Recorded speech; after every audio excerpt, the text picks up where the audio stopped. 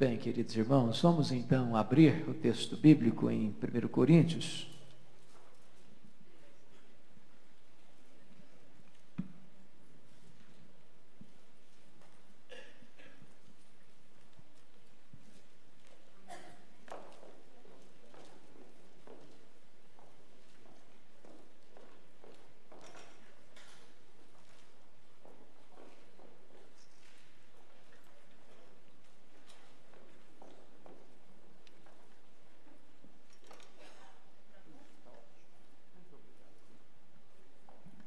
Obrigado, filha. Muito bem, amados, vamos então abrir em 1 Coríntios para examinar essa carta, seu contexto e seu conteúdo. Eu acho que todos vocês estão informados de que Paulo plantou essa igreja no final da sua segunda viagem missionária.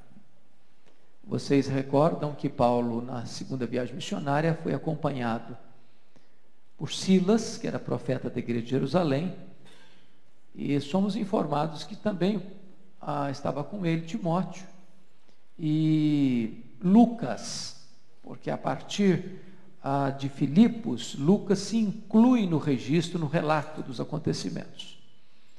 E nessa segunda viagem missionária, ele passou por Filipos, que era uma colônia romana, onde deixou uma igreja estabelecida. Dali ele foi para Tessalônica, que era a capital da província da Macedônia. Passou também por uma outra cidade chamada Bereia.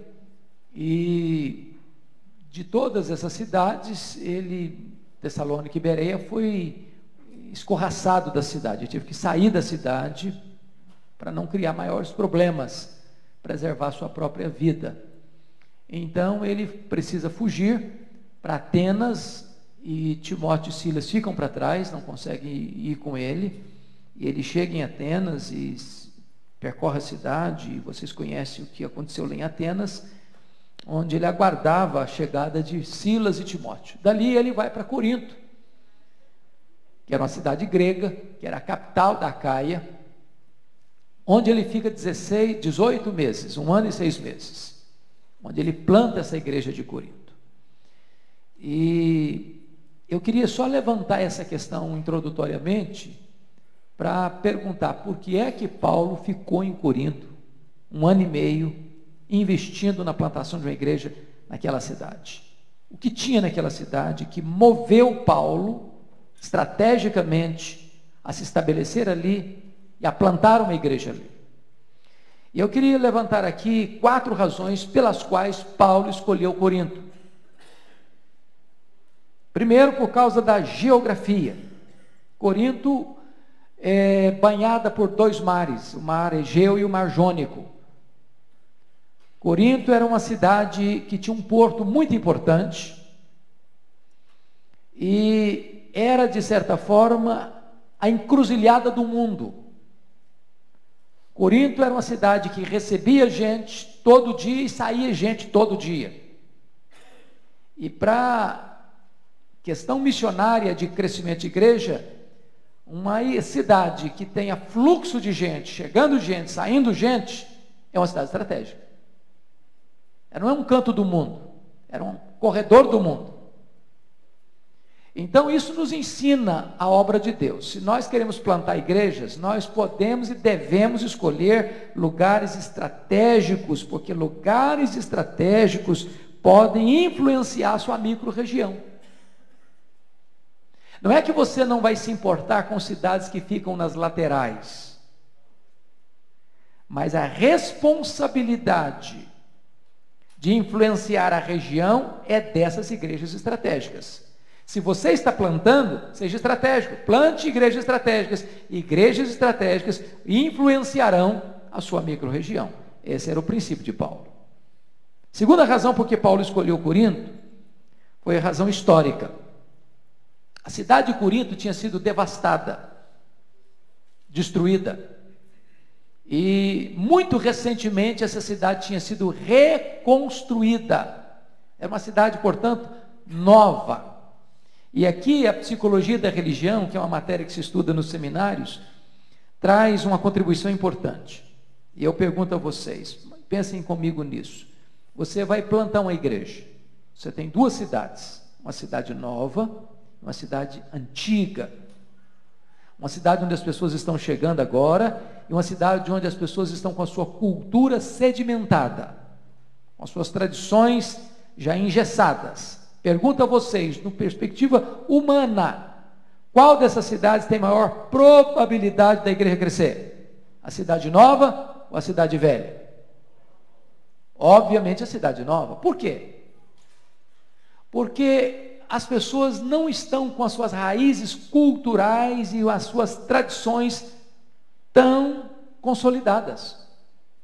Uma cidade nova, onde as pessoas são novas, as raízes não estão tão profundas, essas pessoas estão muito mais abertas a uma nova mensagem, que é a mensagem do Evangelho, que é uma nova e uma boa nova, de serem abertas ao Evangelho, do que uma cidade antiga. Paulo, então, inteligentemente, estrategicamente, escolhe Corinto por essa razão.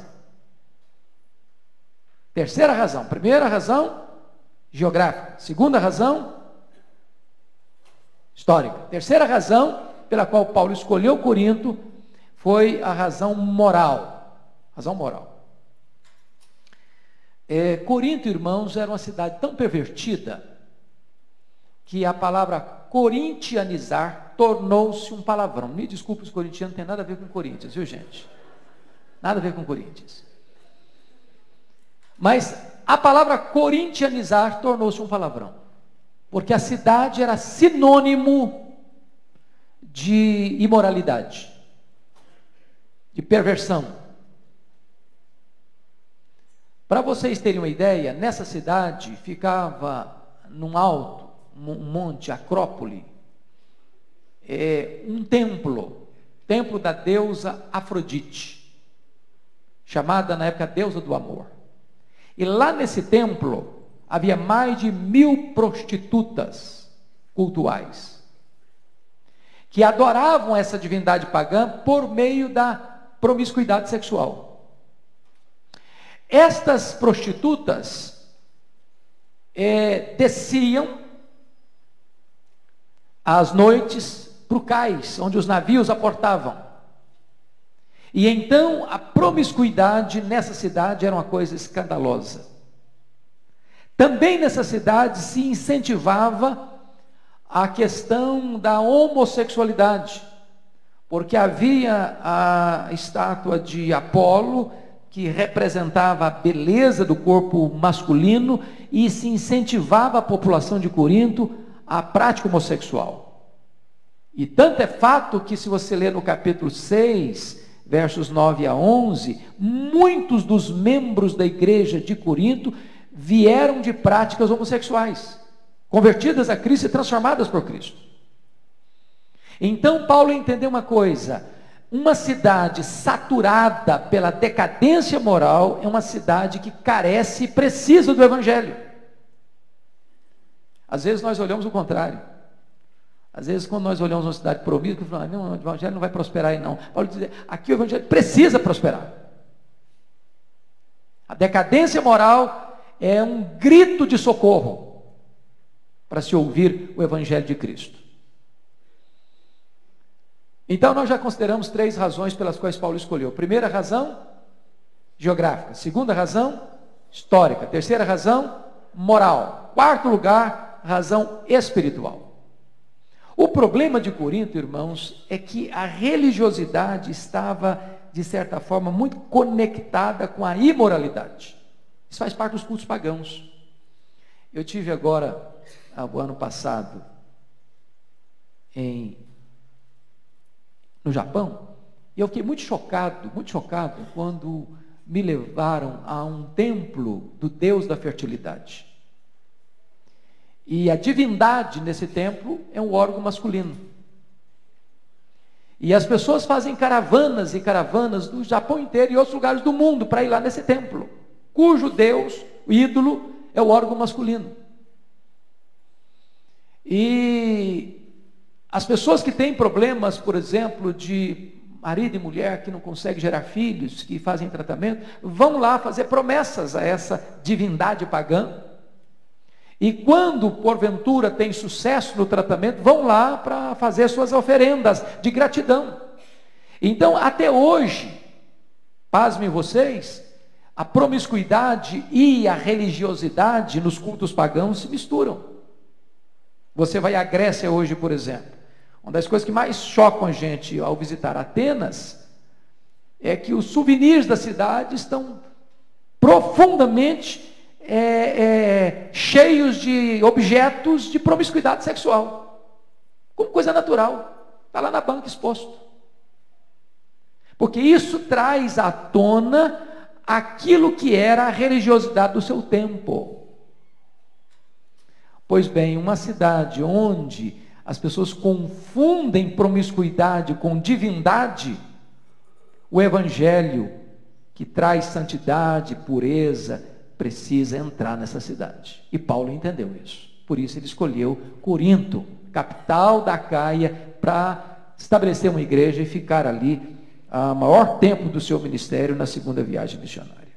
Pois bem, depois que ele saiu de Éfeso, depois que ele saiu de Corinto, ele foi para onde? Para Éfeso.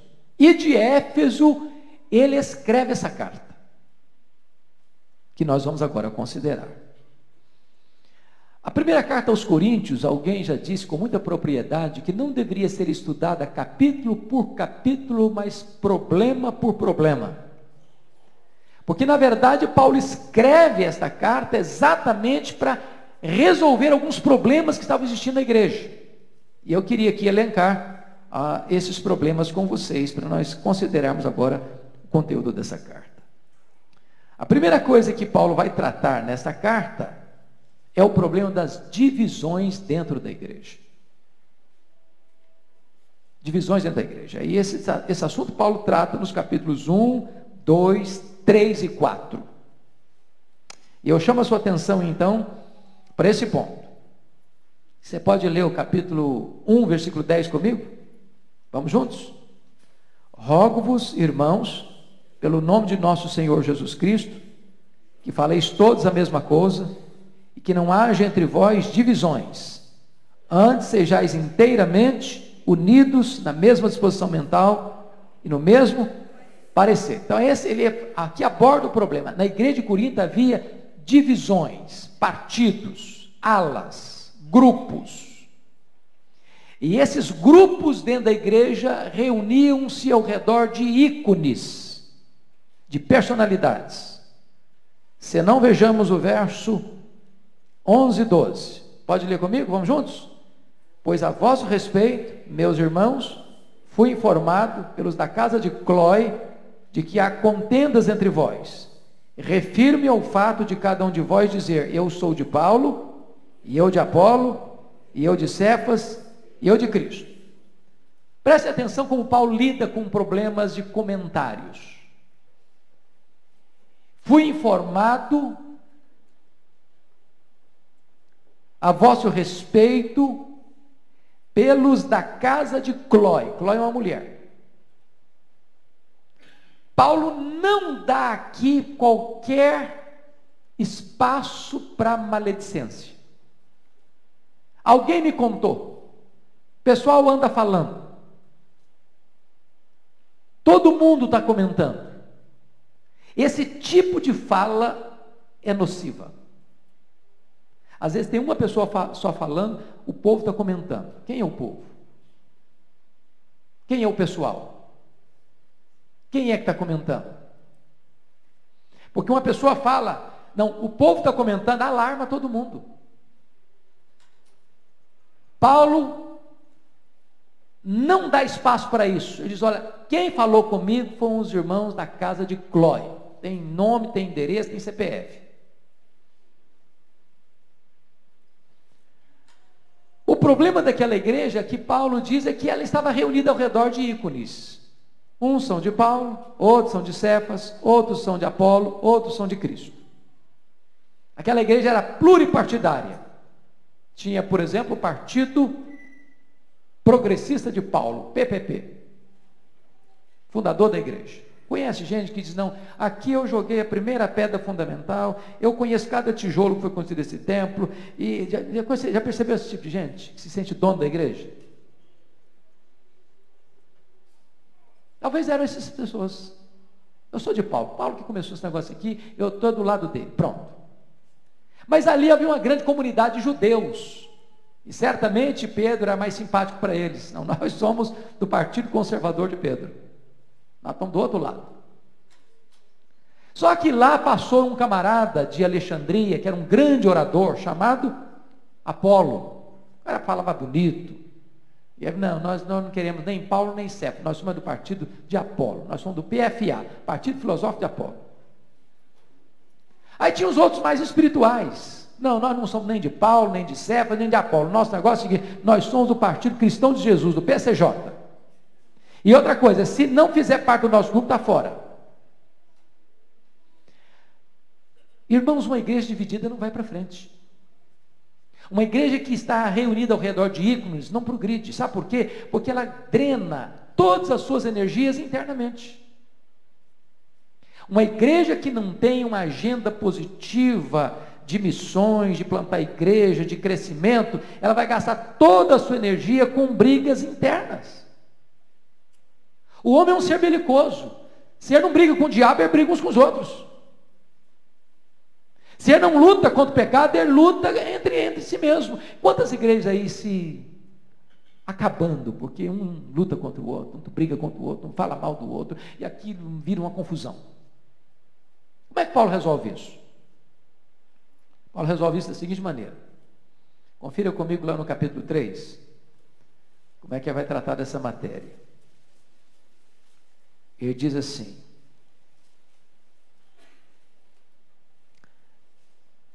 versículo 4, quando, pois, alguém diz, eu sou de Paulo, e outro, eu de Apolo, não é evidente que andais segundo os homens?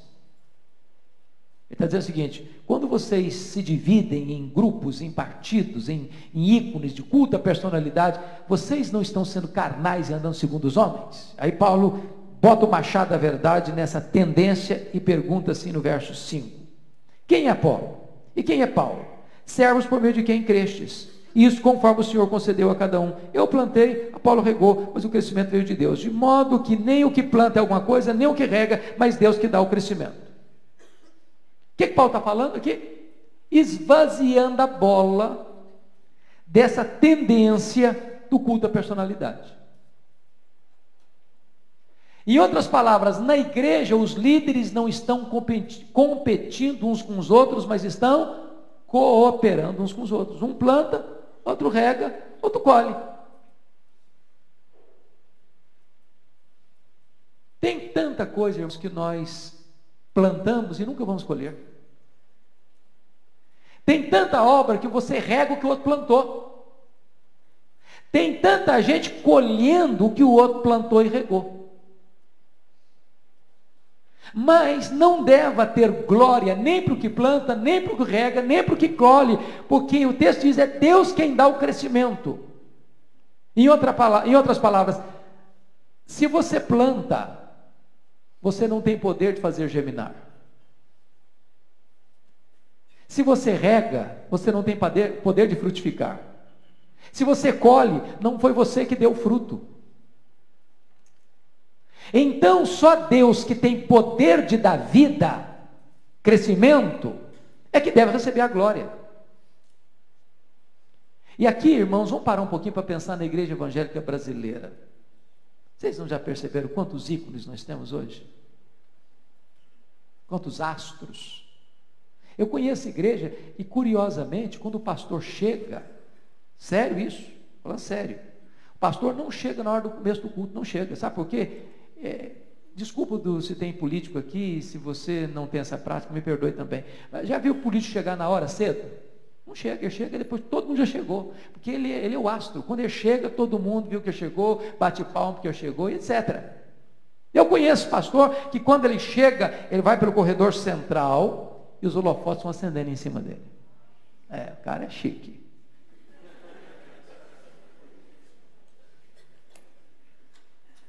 A glória é dele. Ele tem uma cadeira especial, a cadeira dele não é igual a dos outros. Ele é o cara.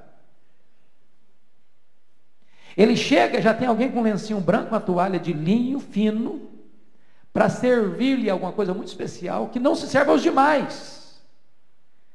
Ali tem uma mensagem, aqui tem alguém que é mais importante do que os demais. Paulo está contra essa tendência.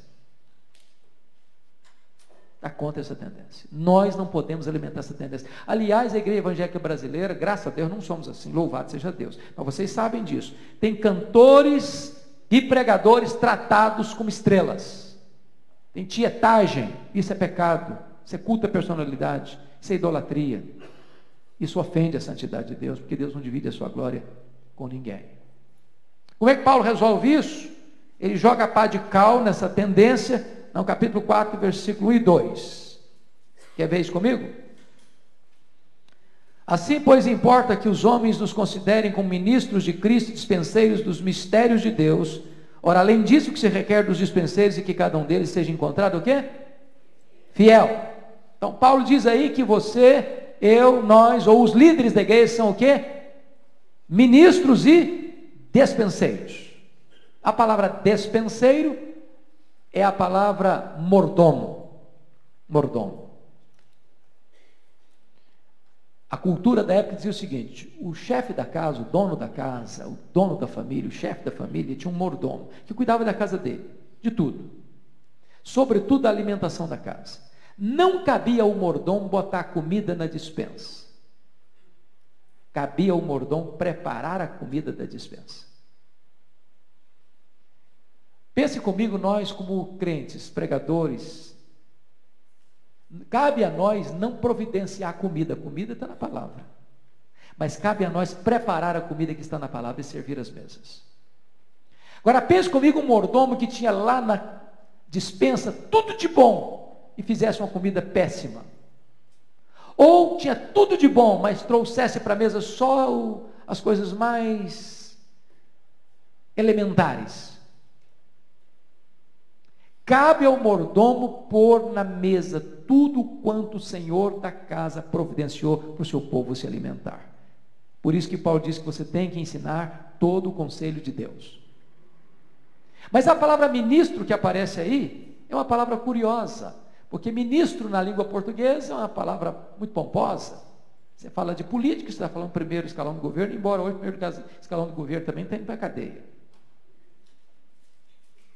Se você falar na igreja, ministro é o líder.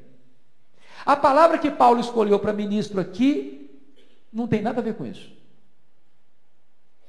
Havia 3 palavras no grego para servo: doulos, aliás, diáconos, aquele que serve; doulos, que é o escravo; e huipereta, que é o escravo condenado à morte, que antes de morrer tem que prestar um serviço. Eram os remadores de galés. A palavra que ele escolhe aqui para ministro não é diáconos, não é doulos, é huipereta. O que Paulo está fazendo é esvaziando a bola dessa tendência oculta à personalidade. Não tem espaço para homens brilharem na igreja, porque na igreja tem o sol da justiça. E quando o sol brilha, as estrelas não brilham. Esse é o princípio que Paulo está trabalhando aqui para resolver a questão das divisões dentro da igreja. Segundo problema que a igreja enfrenta, confira comigo, está no capítulo 5. Era o problema da imoralidade e da disciplina. Porque acontece um fato aí na igreja, você pode ler comigo o capítulo 5, versículo 1. Geralmente se ouve que há entre vós imoralidade. Imoralidade tal como nem mesmo entre os gentios. Isto é, haver quem se atreva a possuir a mulher de seu próprio pai. Então Paulo cita um caso que aconteceu na igreja, tão escandaloso, tão chocante, que nem lá no mundo bagunçado acontecia igual. O que aconteceu? Um rapaz coabitar com a sua madrasta, com a mulher de seu pai. Mas o problema não foi apenas esse escândalo, esse pecado. O problema foi como a igreja reagiu a esse pecado.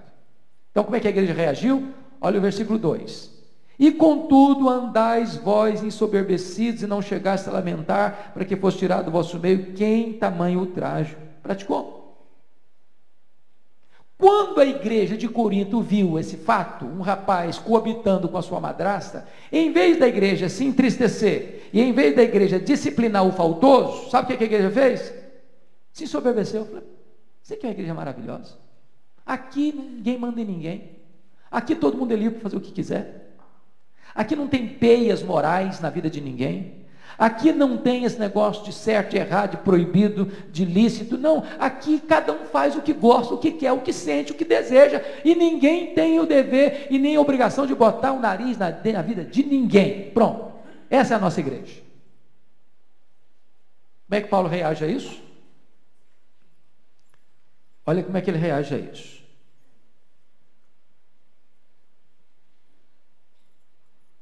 Versículo de número 4, ele diz o seguinte: em nome do Senhor Jesus, reunidos vós e o meu espírito, com o poder de Jesus, nosso Senhor, entregue a Satanás para a destruição da carne, a fim de que o espírito seja salvo no dia do Senhor Jesus.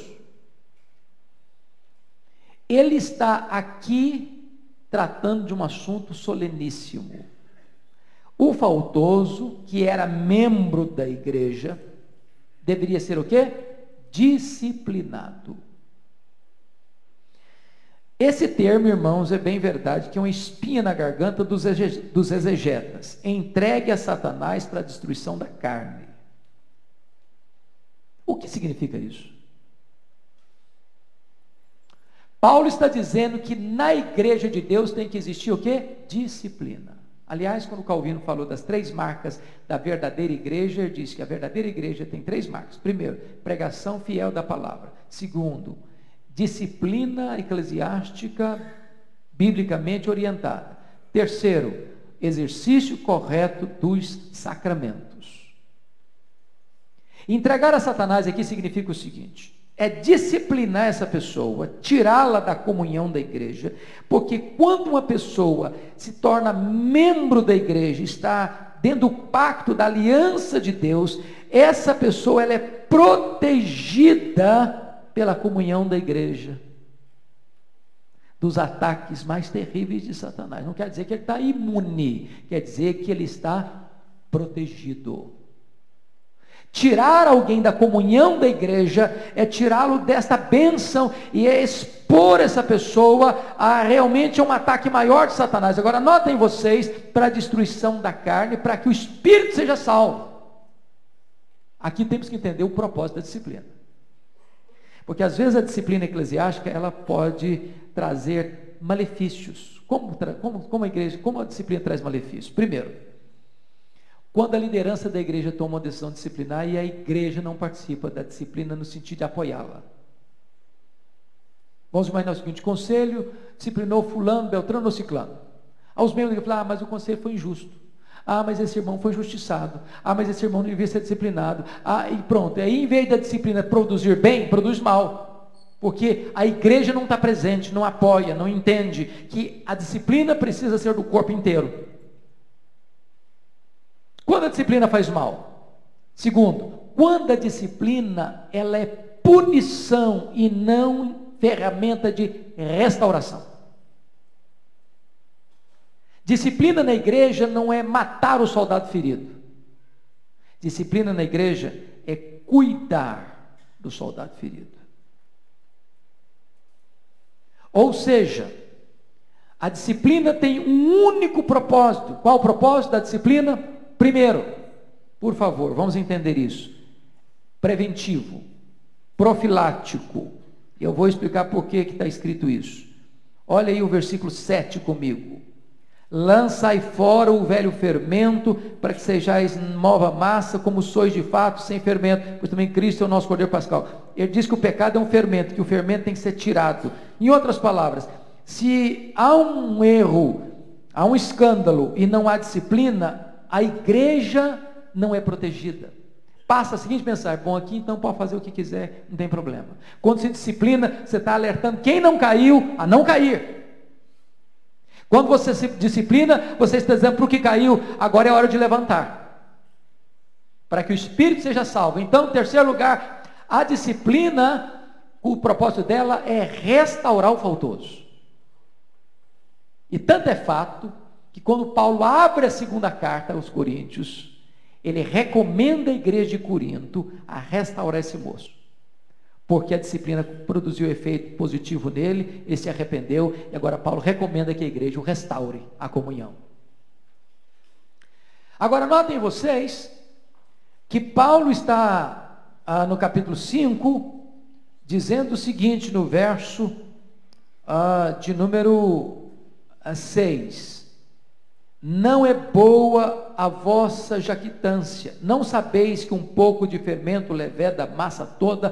Quando a igreja se ensoberbeceu com aquela situação de escândalo, em vez de ter disciplinado o membro, Paulo diz: isso não é bom. Não é bom porque esse pecado vai estimular outras pessoas a pecarem. Um pouco de fermento leveda a massa toda.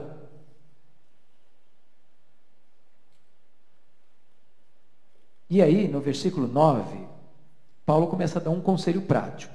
Já em carta vos escrevi que não vos associasseis com os impuros.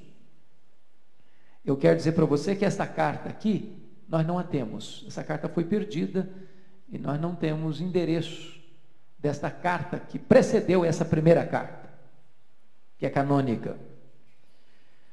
Refiro-me, versículo 10, refiro-me com isso não propriamente aos impuros deste mundo, ou aos avarentos, ou roubadores, ou idólatras, pois neste caso teríamos de sair do mundo. Paulo está dizendo o seguinte: você não deve se associar com o impuro. Ele não está falando, você não vai se associar com o impuro não crente não, porque se você for dizer assim, eu não vou me associar com impuros não crentes, você não vai viver na sociedade. Você vai ao supermercado? Vai. Você quer saber quem está atendendo você no caixa, para você passar a sua compra no caixa? Não. Não quer saber se a pessoa tem a vida certa, se a vida está errada, se ela adora ídolos, se não adora ídolos, se ela é ateu, se não é. Você não pergunta isso. Você vai abrir sua conta no banco. Quem é o gerente do banco? Você quer saber se ele é adulto ou não é adulto? Não, você não faz essa pergunta. Então, você, se for querer seguir esse critério, do ponto de vista da sua relação fora da igreja, você viveria num mosteiro. Não é isso que Paulo está dizendo. Agora, na igreja, dentro da igreja, se você sabe que alguém está vivendo uma vida irregular, e não se quebranta, e não se humilha, e não se arrepende, e não quer mudar de vida, Paulo diz, não contribua com o estilo de vida dessa pessoa andando com ela. Não se associe a ela. Porque o próprio fato de ter uma pessoa na igreja que não está vivendo uma vida santa, e você então diz, olha, eu não concordo com o seu estilo de vida, enquanto você estiver vivendo assim, eu não quero estar junto de você, você já está exercendo uma disciplina nessa pessoa, para que ela pare e repense a sua vida. É isso que Paulo está tratando aqui, como é que ele está tratando o assunto. E ele chega no verso 13 do capítulo e vai resolver o assunto, dizendo, os de fora, porém, Deus os julgará, expulsai, pois, de entre vós o malfeitor. Está dizendo o seguinte: quem está vivendo a vida de pecado lá fora da igreja, isso não é problema seu, isso é problema de Deus. Deus vai julgar o cara. Agora, os de dentro da igreja, os membros da igreja, os seus irmãos em Cristo, se errarem, Paulo diz, exerça a disciplina, expulsai, pois, de entre vós o malfeitor, até que ele se arrependa e seja restaurado a comunhão da igreja. Essa é a orientação de Paulo. Então, nós tratamos aqui de dois problemas na igreja. Primeiro problema de... Qual o primeiro problema? Só 10 de cada vez. Divisão na igreja. Segundo problema na igreja, problema de...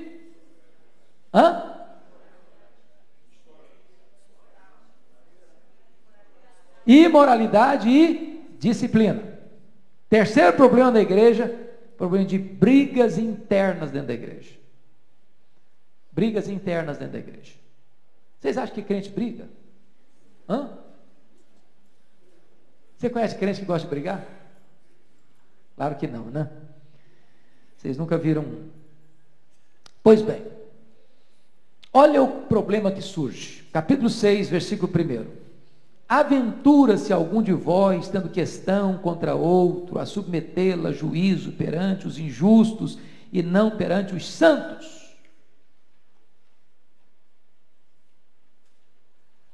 Às vezes dentro da igreja tem um irmão que tem questão contra outro, tem uma contenda, uma discordância. Eu rodo por esse Brasil afora, eu vejo com tanta tristeza quando o irmão entra um processo contra o outro irmão, falhou a comunicação, falhou o espírito de conversar, de acertar, de perdoar, de rever. Mas o que estava acontecendo na igreja de Corinto? Os irmãos tinham demandas uns contra os outros. E em vez de levar essas demandas, já tem demanda, já é problema. Quando tem demanda, como é que resolve a demanda? Procura a própria igreja, a liderança da igreja, para tratar do assunto. De forma doméstica, de forma sábia, de forma discreta. Mas a igreja de Corinto não. Um irmão brigava contra o outro, levava para a justiça comum, fora da igreja, para resolver o problema. Aí Paulo começa a argumentar da seguinte maneira, versículo 2: ou não sabeis que os santos hão de julgar o mundo? Ora, se o mundo deverá ser julgado por vós, sois acaso indignos de julgar as coisas mínimas? Versículo 3: não sabeis que havemos de julgar os próprios anjos? O que Paulo está dizendo é o seguinte: como é que você, que amanhã vai julgar o mundo, agora pede o mundo para julgar você?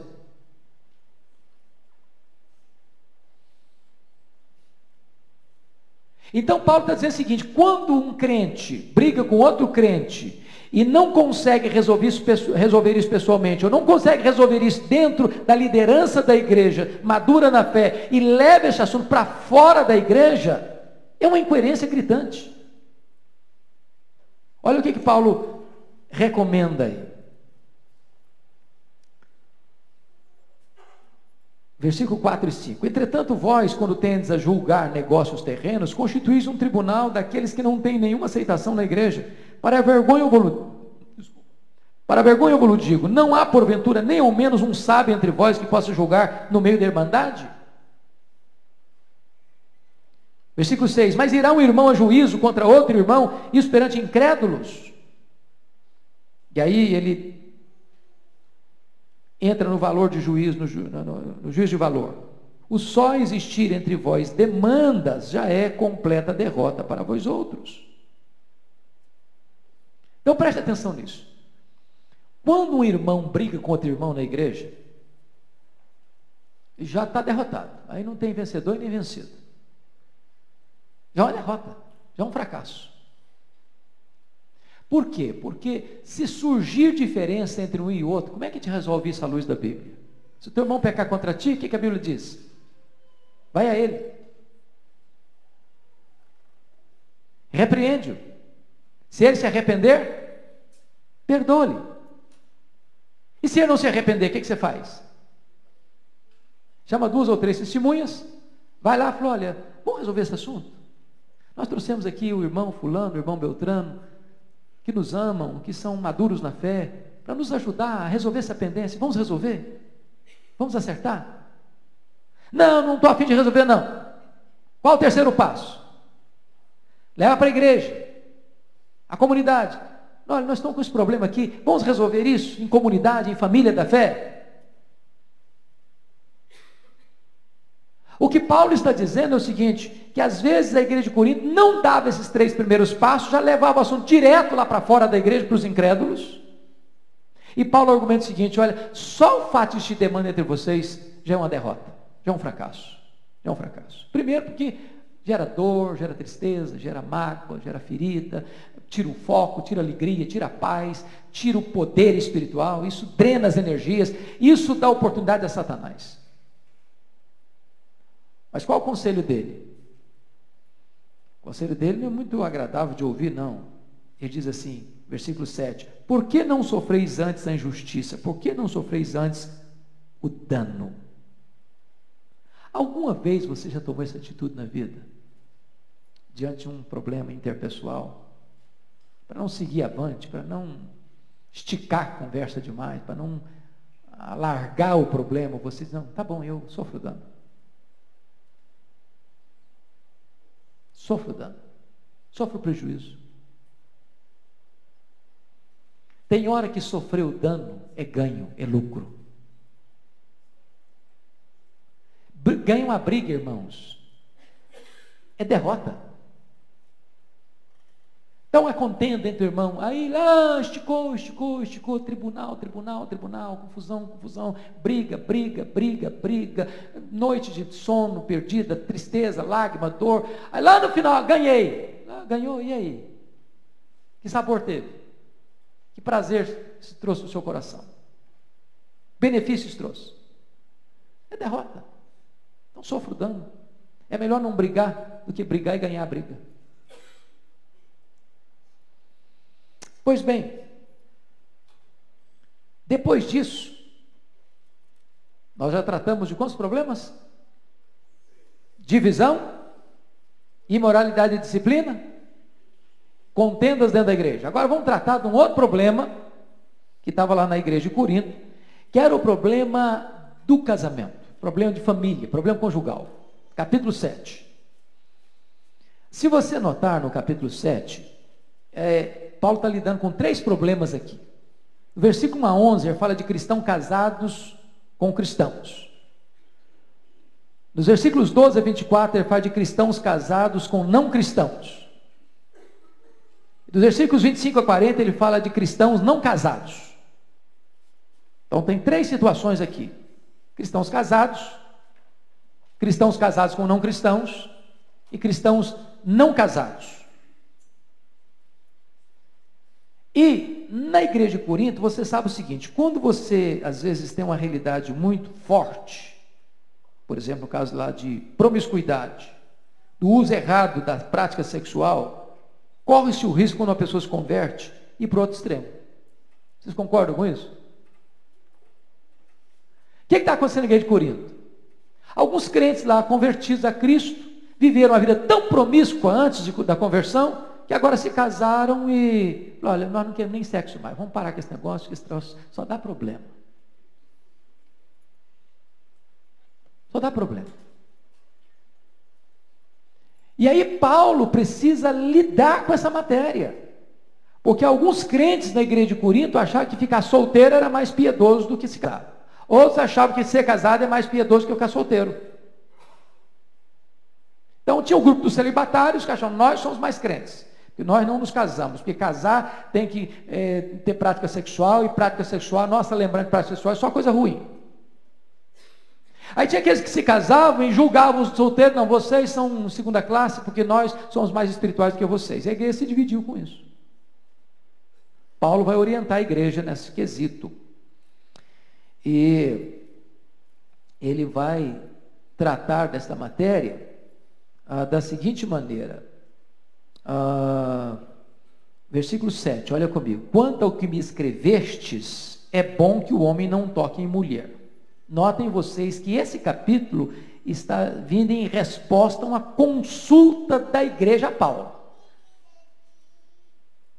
A pergunta é, e aí Paulo, agora nós nos convertemos, a nossa vida era promíscua lá, e agora, o que nós vamos fazer? Nós vamos ficar solteiros, nós vamos casar, como é que vai ser? Aí Paulo diz assim, quanto ao que me escreveste, é bom que o homem não toque mulher.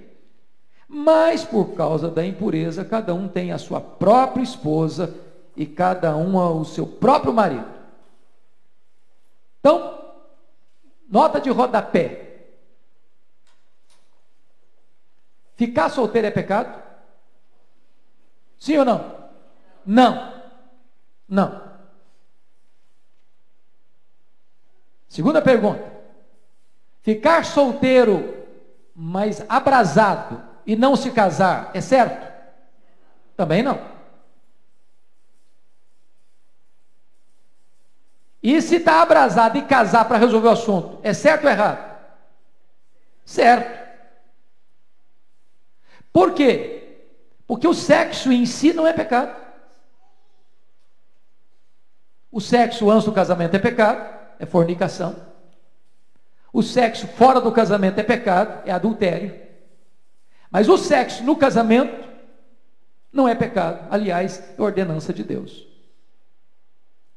Aliás, ele trata disso aqui no capítulo 7, a partir do verso 3, como ele regulamenta a questão da vida sexual entre marido e mulher. Que o marido não pode privar a esposa do sexo, nem a esposa pode privar o marido do sexo. É que um precisa estar disponível para o outro quando o cônjuge procurar.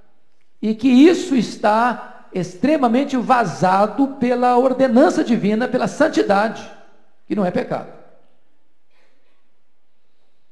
Agora, notem vocês, versículo 7, quero que todos os homens sejam tais como também eu sou, no entanto, cada um tem de Deus o seu próprio dom, um na verdade de um modo, o outro de outro. No versículo 8 ele diz, e aos solteiros e viúvos digo que lhes seria bom se permanecessem no estado em que também eu vivo. Caso, porém, não se dominem, que se casem, porque é melhor casar do que viver abrasado. Então, vamos entender isso aqui.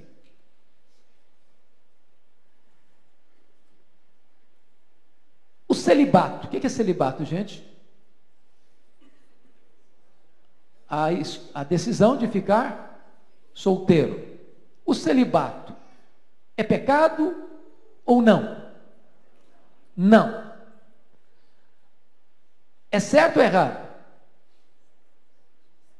O celibato? Depende. Depende. Depende. O celibato não pode ser imposto. Porque Paulo diz, nem todo mundo tem esse dom, não.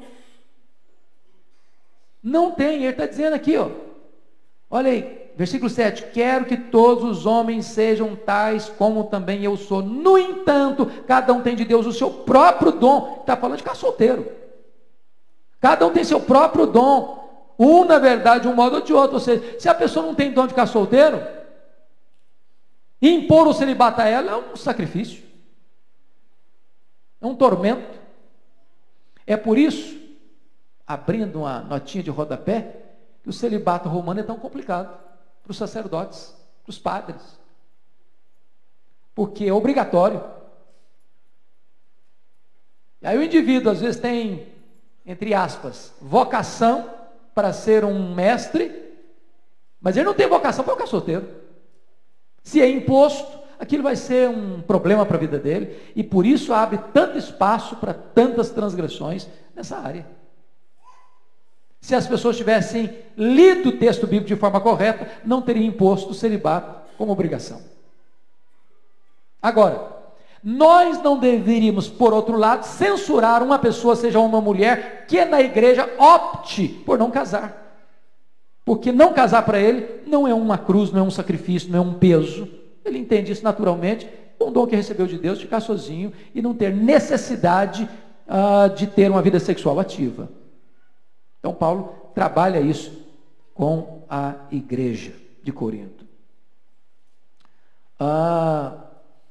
Algumas pessoas argumentam o seguinte, bom, mas se tem cristãos casados com não cristãos, então o que significa com isso que eu estou liberado para casamento misto? Vamos ver o que Paulo está dizendo. Ora, versículo 10, ora, aos casados ordeno não eu, mas o Senhor, que a mulher não se separe do marido. Se, porém, ela vier a separar-se, que não se case, ou que se reconcilie com seu marido, e que o marido não se aparte de sua mulher. Aos mais digo eu, não o Senhor, se algum irmão tem mulher incrédula, e esta consente em morar com ele, não a abandone. E a mulher que tem marido incrédulo, e este consente em viver com ela, não deixe o marido. Vamos entender isso aqui. Paulo está aqui apoiando a ideia de casamento misto? O que é casamento misto? É o casamento de um cristão com outra pessoa não cristã. Ele está apoiando aqui casamento misto? Não. Qual o contexto daqui? O contexto daqui é que você tem duas pessoas, estão falando de uma igreja que está nascendo, tá? E aí o José, desculpa de usar o termo José e Maria, que são os nomes mais comuns. O José e Maria se casaram antes de serem cristãos. E aí, no meio do caminho, a Maria se converte e o José não. O que a Maria faz? Separa do José porque ele não se converteu? Não. Não. Não. E aí Paulo vai dizer no versículo 14 que a convivência do José com a Maria que é crente vai santificar a vida dele. Não santificar no sentido de salvação não, irmãos. Vai abençoar a vida dele, vai abrir caminhos para que o José também venha conhecer a verdade, ser convertido. Há um testemunho dentro da casa dele do Evangelho. Mas ele diz no versículo 15: mas se o descrente, o caso José, quiser apartar-se, que se aparte. Em tais casos, não fica sujeito à servidão, nem irmão nem irmã, Deus os tem chamado à paz. Aqui a Confissão de Fé de Westminster, que trata desta matéria, entende que o abandono do não crente da relação conjugal libera a parte crente abandonada para o divórcio. Em outras palavras, nós teríamos duas cláusulas exceptivas para o divórcio na Bíblia. Quais são? Infidelidade conjugal, Mateus 19, 9, e abandono irreversível, 1 Coríntios 7, 15. Agora, vamos entender outra coisa aqui que é muito complexo, na questão da interpretação desse texto. Ora, aos casados ordeno, não eu, mas o Senhor, que a mulher não se separe do marido. Versículo 12. Aos mais digo eu, não o Senhor. Se algum irmão tem mulher incrédula e esta consente em morar com ele, não abandone. Vocês não estão achando complicado isso, não? No verso 10 ele diz, ordeno, não eu. É o Senhor Jesus que está ordenando. No verso 12, não, o Senhor Jesus está ordenando, agora ordeno eu. Ué. Tem dois pesos e duas medidas? Será que é isso que ele está falando? Por que ele diz no versículo 10? Aqui quem ordena é o Senhor. Não sou eu não. No verso 12 diz agora, quem está ordenando não é o Senhor não, sou eu. Por quê? Como é que vocês interpretam isso? A interpretação é a seguinte. No verso 10, Paulo está tratando de separação conjugal por infidelidade. E nesse assunto, Jesus já tratou lá nos evangelhos, e ele não precisa tratar, já está resolvido o assunto. O assunto já está legitimado. Já existe um princípio estabelecido. Jesus já deixou isso claro. Se Jesus já tratou, eu não vou tratar mais. É só recorrer ao que Jesus ensinou sobre o assunto. Pronto. Só que nesse caso aqui, de separação de um casal que tem um marido crente, a mulher incrédula, ou a mulher crente, o marido incrédulo, e que o incrédulo resolveu fugir da relação conjugal, porque não quer conviver com um crente, Jesus não tratou desse assunto. Paulo vai tratar. Com a mesma autoridade da inspiração de Jesus, ele vai tratar. Então o que Paulo está dizendo não tem menos peso do que o Jesus ensinou. O que Jesus ensinou foi o assunto A, o que Paulo está ensinando é o assunto B. E ambos têm a mesma marca da inspiração de Deus sobre o assunto casamento. Pois bem, queridos, se você perceber, a partir do versículo 25, Paulo fala de cristãos não casados, ele diz no verso 26, considero por causa da angustiosa situação presente, ser bom para o homem permanecer assim como está. Estás casado, não procures separar. Estás livre de mulher, não procures casamento. Mas se te casares com isto, não pecas. E também se a virgem se casar, por isso não peca. Ainda assim, tais pessoas sofrerão angústia na carne, e eu quisera poupar-vos disso. O que Paulo está querendo dizer aqui? Será que quando você lê esse texto, dá a impressão que Paulo, assim, ele não vibrava muito com o casamento, não passa essa ideia? Que ele não era assim um entusiasta do casamento, não. E quem pensa assim está errado. Paulo era um entusiasta do casamento, sim. Tanto é entusiasta do casamento, que em Efésios 5, ele compara o casamento com uma relação de Cristo com a igreja. Mas o que ele está querendo dizer aqui, irmãos, é que o mundo está vivendo um momento já de turbulência quando escreve essa carta. Paulo percebia que nós, a igreja, iria enfrentar uma terrível perseguição. E você sabe que uma coisa é você ser perseguido, ou na iminência de ser preso, você vai para uma prisão, ou não deixou uma esposa para trás, não deixou um filho para trás. Uma coisa é você, pai e mãe, ver um filho ser preso e você ficar para trás. O que Paulo está dizendo, quem é casado, quem tem filhos, tem determinado tipo de angústia que o solteiro não enfrenta. O solteiro enfrenta alguns problemas, é verdade, mas tem problema que só quem é casado e tem filhos sabe o que é. Quer ver uma coisa? Eu costumo brincar com os filhos, hoje já estão grandes, mas filho pode ser grande, pode ter 30 anos, se é solteiro, ele não consegue entender a cabeça de um pai e de uma mãe, não consegue. Só quando é casar e tiver um filho, aí, agora entendi meu pai, agora entendi minha mãe. Não consegue. Olha, ninguém sabe o que é ter um filho pequeno, assim, passando muito mal, você corre para o hospital. Olha, você queria dar a sua vida por aquele filho, você queria que a dor dele doesse em você. Tem determinadas angústias, irmãos, que só quem é casado enfrenta. Então Paulo, num momento de turbulência, num momento em que o mundo estava já se armando para uma terrível perseguição, diz o seguinte: olha, nessa conjuntura, se você se poupar desse sofrimento, seria bom para você. Não é que ele está desanimando ninguém de se casar. Bom, pois não, querido? Nenhuma. O fato de alguém dizer que fazia parte do sinédrio, que era necessário, não temos nenhuma base bíblica, nenhuma evidência histórica de que Paulo se casou, ou de que ele era viúvo. O certo é que ele se coloca aqui na figura ou de solteiro ou viúvo, no verso 8. E aos solteiros e viúvos digo que lhes seria bom se permanecesse no estado em que também eu vivo. O estado que ele vive é de solteiro ou viúvo, ou seja, sem relacionamento com mulher. Então, qualquer afirmação de que ele foi casado, ou que agora ele era ou divorciado ou viúvo, é especulação. A única certeza que nós temos é que ele não convivia com mulher, ele era uma pessoa que vivia sozinho. E pense comigo nisso. Se Paulo fosse casado, o ministério dele não seria o que foi. Porque não podia levar a mulher dele para onde ele ia. Não é verdade? E a coitadinha não queria acompanhá-lo também. Já pensou?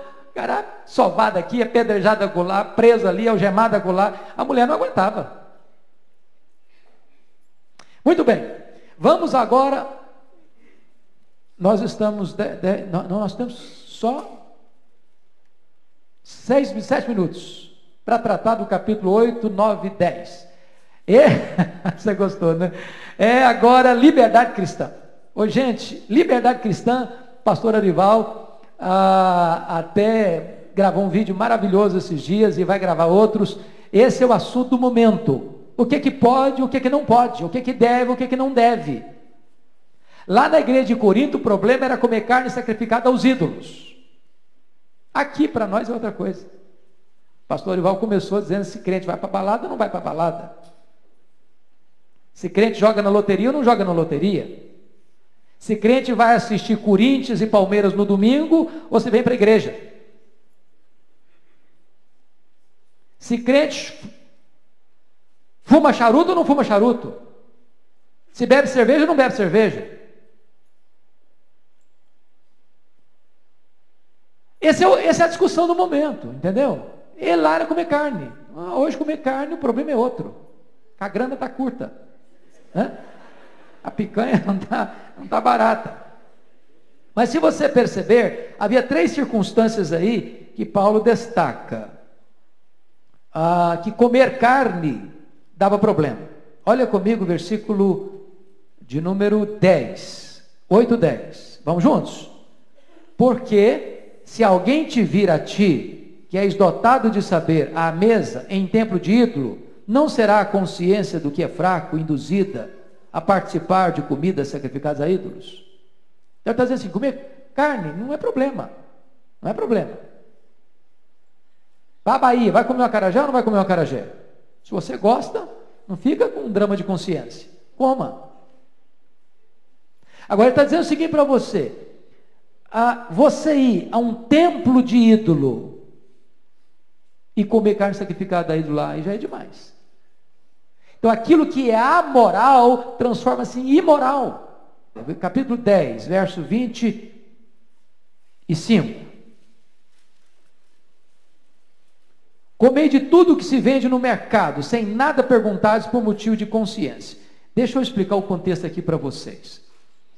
As carnes eram sacrificadas aos ídolos, e se pressupunha lá que as melhores carnes eram sacrificadas aos ídolos, porque os animais eram animais perfeitos. Então o que acontecia? Essa carne era sacrificada aos ídolos lá no templo pagão, só que não se consumia toda essa carne lá no templo pagão, onde havia churrascada. Até um crente era convidado para participar. Parte dessa carne, que era de boa qualidade, descia para o mercado, dependurado no gancho do açougueiro. Era uma carne melhor por um preço mais convidativo. Aí o crente vai lá no mercado. Ele chega lá e pode comprar de tudo que vende lá e para casa e comer, ainda que aquela carne tenha sido sacrificada aos ídolos. Ele chega, compra, leva, come, sem problema de consciência. Agora, se ele chega no mercado, o açougueiro diz, rapaz, chegou uma carne aqui fenomenal.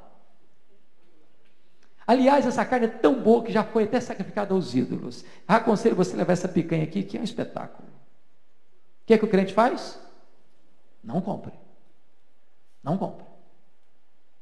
Terceira possibilidade, que Paulo diz, aquilo que você pode fazer, aqui você não deve fazer.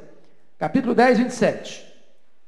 Se algum dentre os incrédulos vos convidar e quiserdes ir, comei de tudo que for posto diante de vós, sem nada perguntardes por motivo de consciência. Porém, se alguém vos disser, isto é coisa sacrificada a ídolos, não comais, por causa daquele que vos advertir, por causa da consciência. Então, a terceira possibilidade, seu amigo te convidou, ele não é crente, você vai ou não vai? Vai ou não vai? Vai. Crente pode e deve ter amigos não crentes. Aliás, é muita tristeza quando você vê um crente de 30 anos de igreja, que só tem amigo crente. Ele não evangeliza mais, ele não leva ninguém para a igreja mais. O contato dele é só com crente.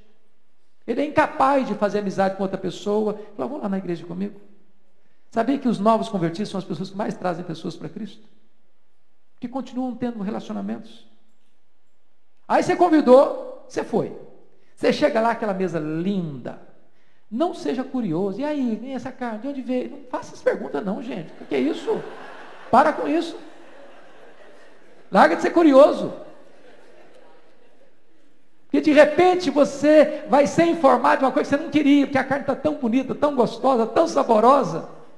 Come, vai na bênção. Agora, se a pessoa falar para você, olha, isso aqui foi sacrificado ao ídolo, não dá para fritar um ovo para mim, não? Aí você manda fritar um ovo, meu filho, porque não dá. Entendeu? Então, o que Paulo está ensinando? Tem coisas, irmãos, que em si mesmas elas não são pecado. Agora, dependendo do lugar que você está, não convém a você não. Não convém. Então, para um pouquinho, que a liberdade cristã não tem a ver só com seus direitos. Liberdade cristã tem a ver com amor. Se alguém passa e vê você fazendo uma coisa que em si não é pecado, no lugar errado, vai chegar a conclusões perigosas a seu respeito. Então evite. Tenha cautela. Tenha sabedoria. Tenha discernimento. Porque o grande drama disso, queridos irmãos, e eu quero concluir aqui.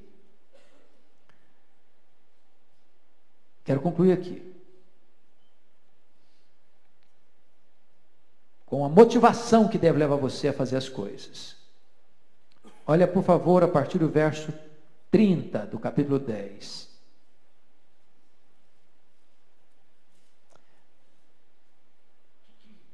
Se eu participo com ações de graças, por que hei de ser vituperado por causa daquilo que dou graças? Portanto, quer comais, quer bebais, ou façais qualquer outra coisa, fazei tudo para a glória de Deus. Não vos torneis causa de tropeço, nem para judeus, nem para gentios, nem tampouco para a igreja de Deus. Assim como também eu procuro em tudo ser agradável a todos, não buscando o meu próprio interesse, mas o de muitos, para que sejam salvos. Paulo está dizendo o seguinte: cuidado com a sua liberdade, para que você, ao fazer algo que para você não tem problema, mas no lugar errado, no momento errado, no contexto errado, nas companhias erradas, você não seja uma pedra de tropeço e crie obstáculos para judeus ou para gentios. Tudo me é lícito, mas nem tudo me convém. Então, são esses princípios que eu gostaria de partilhar. É pena que não dá para a gente fechar toda a carta.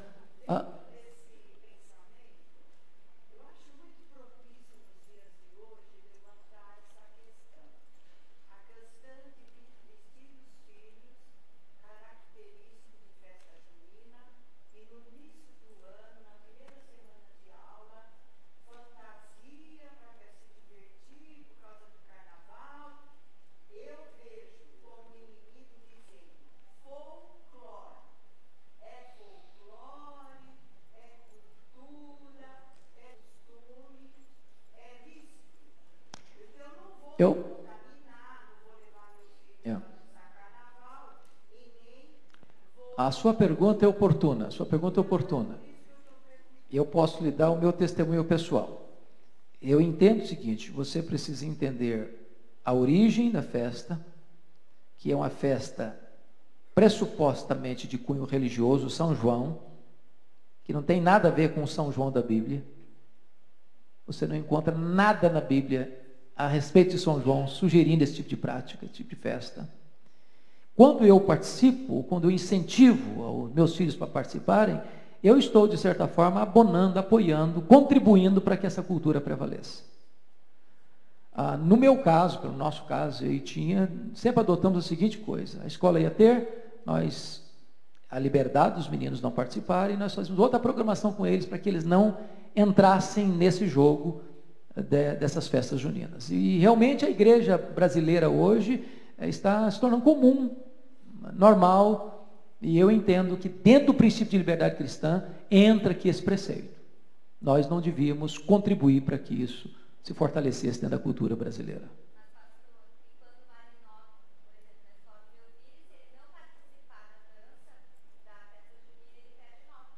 Ok. Aí eu julgaria outra coisa. Eu preferiria, no meu caso, se eu fosse o pai da criança, eu preferia dizer para a escola: eu prefiro que meu filho perca a nota e conquiste essa nota na frente. Uma outra razão. Não posso permitir que a imposição da escola fira a minha consciência como cristão. Se eu tenho a consciência que isso aqui é o certo, então eu prefiro sofrer o prejuízo e manter a minha consciência incontaminada nesse quesito. Vamos encerrar, queridos. Seria tão gostoso a gente continuar e avante. Se vocês quiserem, a gente pode até voltar a essa carta na próxima aula, para a gente terminar essa carta, que eu acho empolgante demais os assuntos práticos dessa carta. Então a gente fica combinado assim, a gente retorna a carta no outro domingo.